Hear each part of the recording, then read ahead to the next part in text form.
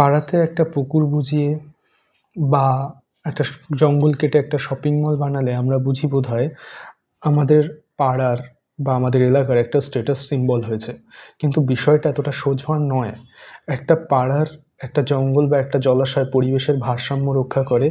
আমরা যখন সেই মূল বিষয়টাকে কেটে দিচ্ছি এবং বুঝিয়ে দিচ্ছি সেই পুকুরটাকে, তখন কিন্তু আমরা সেখানে বিল্ডিং বানাই, যাই করি না কেন, সেটা বাহ্যিকভাবে আমাদেরকে দেখাতে পারে যে হ্যাঁ, আমাদের স্ট্যাটাস সিম্বল হয়েছে।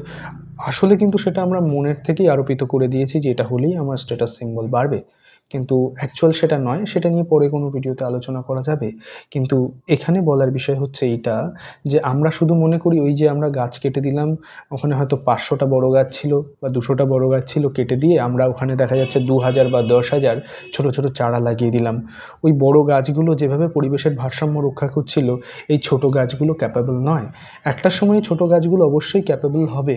কিন্তু যত দিন যাবে একটা সময় এমন আসবে যে এই ছোট গাছগুলো বড় হওয়ার জন্য যতটুকু তাদের পরিবেশের সাপোর্ট দরকার ছিল, সেই সাপোর্টটাও তারা পাবে না এবং তাদের থেকে যে আউটপুট আমরা চেয়েছিলাম সেগুলোও কখনো আমরা পাবো না। তাই আমরা ধীরে, ধীরে ধ্বংসের দিকে চলে যাব। এখনই নিজেদেরকে সংযত করতে হবে। নমস্কার।